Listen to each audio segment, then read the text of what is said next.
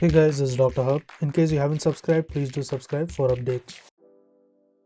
Immediate hypersensitivity, and we're looking at its disorders. So the first clinical syndrome we are looking at is the anaphylaxis.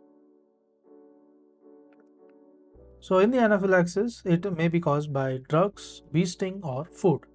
So drugs, bee sting, or it can also be due to the food.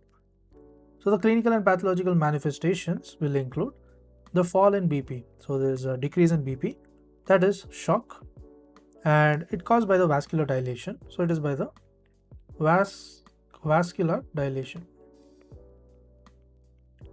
And there is also the airway obstruction due to the laryngeal edema. So airway is obstructed. So obstruction due to the laryngeal edema.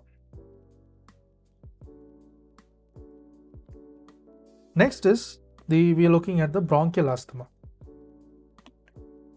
So in terms of the bronchial asthma, there is airway obstruction caused by the bronchial smooth muscles hyperactivity.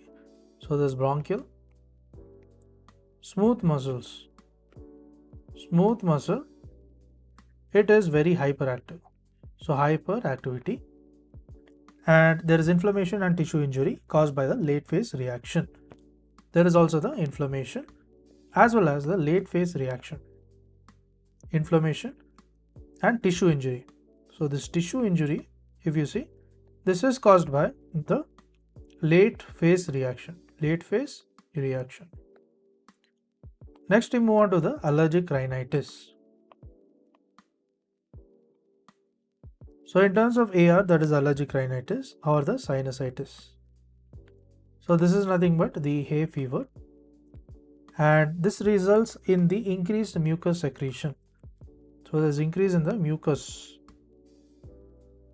secretion, and there's inflammation of the upper airways and the sinuses. So inflammation of upper airway, or you can tell the sinuses. Next, the heading we are going to see is food allergies. So under the food allergies, it is the clinical or the pathological manifestation. It includes the increase in the peristalsis. So there's increase in the peristalsis, and increase in peristalsis due to the contraction of the intestinal muscles. So you can see that there is contraction, and this is of the intestinal muscles. To learn and grow daily like this, please do subscribe.